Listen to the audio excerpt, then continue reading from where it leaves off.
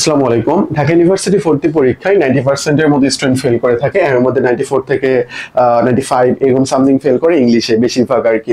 তো এটা আসলে কেন ফেল করে, অনেকে আসলে বুঝে উঠতে পারে না বিষয়ভিত্তিক যে পাস মার্কের ব্যাপার এইটা অ্যান্ড টাইম ম্যানেজমেন্ট, এই দুইটা কনসেপ্ট নিয়ে আজকে আমরা কথা বলবো।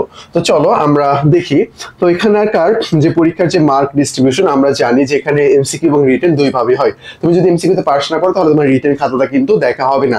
আবার রিটেনে ভালো প্রিপারেশন নিতে যে তুমি এমসিকিউ গোল্লায় চলে যাবে এমনও কিন্তু হবে না, দুইটা মেইনটেইন করে রাখতে হবে। এমসিকিউর পাশাপাশি রিটেনটা তোমার ভালোভাবে প্রিপারেশন নিতে হবে, কারণ অনেকে এমসিকিউ প্রিপারেশন নেয় রিটেন নেয় না। তারা মনে করে আচ্ছা যাই হোক লিখে দিয়ে আসবো, যা হওয়ার হবে, এরকম আর কি। তো এমসিকিউ 60 এর মধ্যে হবে, তার মধ্যে বাংলা 15, ইংলিশ 15, জিকে 30। জিকেতে কিন্তু রিটেন নাই, শুধু এমসিকিউ রয়েছে। রিটেন শুধু বাংলা আর ইংলিশের উপর, যেটা প্রায় আমি মনে করি যে 60 থেকে 70% ইন্টারের যে সিলেবাসটা রয়েছে এইটাই ফলো করে।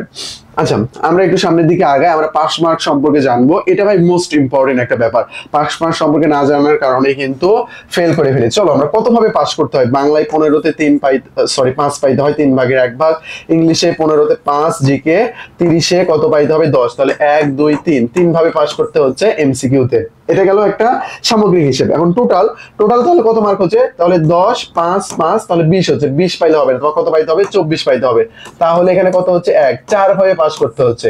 এমসিকিউতে তোমার 4 ভাবে পাস করা লাগে। রিটেনে তোমার 20 এর মধ্যে 5 পাইতে হবে, 4 ভাগের 1 ভাগ। ইংলিশেও তোমার 20 এর মধ্যে 5 পাইতে হবে। তাহলে কত এখানে 1 2 5 যোগ করলে 10, বার এখানে পাওয়া লাগবে 11।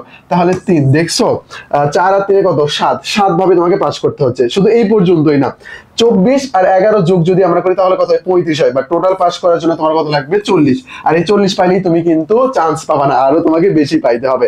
তাহলে দেখছো প্রায় 1 2 3, তারপর এখানে 4 7, এখানে 8 ভাবে তোমাকে পাস করতে হচ্ছে। বুঝতে পারতেছো ঢাবি এত ইজি না, ইজি বাট জানতে হবে বিষয়গুলো। ওকে, আমাদের যে আলটিমেট সাজেশন, যেখান থেকে ঢাবিতে তোমার 22টার মতো কোশ্চেন হুবহু কমন ছিল। তোমরা দ্রুত বইটা নিয়ে নাও। আমাদের এই বইটার সাথে বইটা যদি তুমি নাও তাহলে এখানে তোমার 100টা মডেল টেস্ট রয়েছে, সেখান থেকে প্রশ্ন কমনের সম্ভাবনা রয়েছে। দেন আমরা পিডিএফ দিব, রিসেন্ট পিডিএফ, এখান থেকে প্রশ্ন কমন আসবে ইনশাল্লাহ। ওকে, আমরা তাহলে নেক্সট দেখি। চলো, টাইম ম্যানেজমেন্টের যে ব্যাপার, এটা ভাই মোস্ট ইম্পর্টেন্ট। টাইম ম্যানেজমেন্টটা তোমার জন্য মোস্ট ইম্পর্টেন্ট। আর রিটেনের দিকে তোমাকে ভালোভাবে নজর দিতে হবে। রিটেনটা অল্পের মধ্যে বেশি ইনফরমেশন দিয়ে তোমাকে উপস্থাপন করতে হবে। ভাই এটা তুমি ঘ নম্বর প্রশ্ন লিখতেছো না যে এত হিজিবিজি লাগবা, স্যারের কি এত হিজিবিজি পড়ার সময় আছে? স্যার অল্প পড়ে আসলে বুঝতে চাইবে তুমি এই সারাংশ সারমর্মটা হবে লিখতে পারছো কিনা। তারপরে সেন্টেন্স মেক করতে দিবে, অবশ্যই তুমি এখানে অ্যাডভান্স ওয়ার্ড অর গ্রামেটিক্যাল কিছু আইটেমস, ভালো ভালো আইটেমস ইউজ করে তুমি সেন্টেন্স গুলো মেক করবা।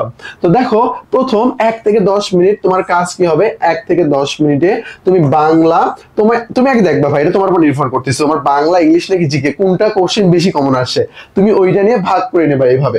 1 থেকে 10 এর মধ্যে তোমাকে বাংলা অবশ্যই 10 মার্ক নিশ্চিত করতে হবে। তারপরে 20 মিনিটের মধ্যে তোমার কি করতে হবে, অবশ্যই ইংলিশ 20 মার্ক যেটা রয়েছে এটা তুমি ম্যানেজ করে নিবা যেভাবেই হোক না কেন। ইচ মিনিটস 1 মার্ক, তোমার প্রত্যেক মিনিটে 1 মার্ক করে নিশ্চিত করতেই হবে। তারপরে 21 থেকে 30 মিনিট যেটা একেবারে মোস্ট, যেগুলো তোমার মনে হচ্ছে যে এটাই সঠিক হবে এটাই সঠিক হবে, এরকম করে তাকাবা। ভাই এই ভুলটা করিও না যে তোমার আন্দাজে যেটাই তাকাবা সেটাই ভুল হয়। এরকম যদি হয় তাহলে এই টেন্ডেন্সি তোমার মধ্যে যদি থাকে তাহলে সেটা বাদ দিয়ে দাও। কেন না, তুমি যদি এখানে অতিরিক্ত ভুল করো, ভুল করে কিন্তু নেগেটিভ মার্ক কাটতে থাকবে। তুমি একটা কেন ভুল করছো, কত কাটা যাবে 0.25, অর্থাৎ 1 মার্ক তো পাবে না, 0.25, তাহলে 1.25 তোমার টোটাল 100 মার্কের মধ্যে থেকে বাদ যাচ্ছে। আশা করি তুমি বিষয়টা বুঝতে পারছো। তো টাইম মেইনটেইন তুমি করবা, টাইম মেইনটেইন করে করে তুমি এইটা দাগাবা। আশা করি বিষয়টা বুঝতে পারছো। প্রথমে আমি তোমাকে বলি, প্রথমে তুমি 10 থেকে 15 মিনিট বা কিছু সময় নিয়ে পুরো কোশ্চেন 60টা, ভাই এটা কিন্তু বেশি না, মাত্র কিন্তু 60টা তোমার এখানে এমসিকিউ রয়েছে। তো 60টা এমসিকিউ রয়েছে, এই 60টা এমসিকিউ তোমাকে ভালোভাবে দাগাতে হবে। প্রত্যেকটা এমসিকিউ তুমি কি করবা, খুব দ্রুত তুমি 10 থেকে 15 মিনিটের মধ্যে সবগুলো এক নজরে দেখে আসবা, যেমন কোনটা কোনটা কমন, 100% কমন দাগালা, তারপরে তোমার 90 থেকে 80% কমন গুলো দাগালা, 75 দাগাবা, তারপরে 50-র দিকে এসে চিন্তা ভাবনা করবা যে আসলে কি সঠিক হচ্ছে কিনা। ট্রাই করবা যেন 5টা দাগালে একটা সঠিক হয়, তাহলে তোমার মার্কটা সমান সমান। যদি 5টা দাগানোর মধ্যে তোমার যদি তুমি ধরো কয়টা দাগাইছো, ধরো 5টা দাগাইছো, তার মধ্যে তোমার 2টা সঠিক হয়েছে, 2টা যদি সঠিক হয় তাহলে কিন্তু মার্ক যোগ হবে। আর যদি একটা ভুল হয়, একটা সঠিক হয়, তাহলে কি এখানে সমান সমান হয়ে যাচ্ছে। অর্থাৎ তোমার টাইম ম্যানেজমেন্ট করে চলতে হবে। তো এখানে বলে দেওয়া হয়েছে প্রথমে 1 থেকে 10 মিনিটের মধ্যে তোমার বাংলা, তারপর 11 থেকে 20 এর মধ্যে তোমার ইংলিশ, তারপরে 21 থেকে 30 এর মধ্যে তোমার জিকেটা দেখবা, তারপরে 31 থেকে 40 এর মধ্যে তোমার এক নজরে আবার সবগুলো দেখবা। অর্থাৎ তোমার কোশ্চেনটা পুরো আমি মনে করি যে অন্তত 4বার হলেও রিভিশন দিতে হবে, কারণ একটা কোশ্চেন দেখো এখন মনে পড়তেছে না, বাট পরে কিন্তু হঠাৎ করে মনে পড়ে।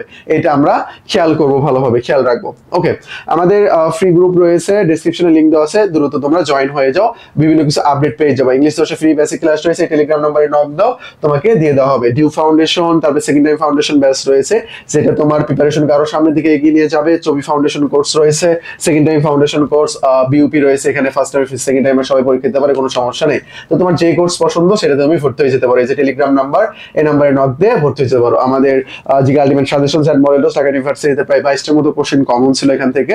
এই যে আমাদের টেলিগ্রাম নাম্বার, অ্যাডমিশন সংক্রান্ত যে কোনো জিজ্ঞাসা টেলিগ্রাম নাম্বারে নক দিয়ে সলভ করে নেবা। আশা করি বিষয়টা বুঝতে পারছো। আসসালামু আলাইকুম।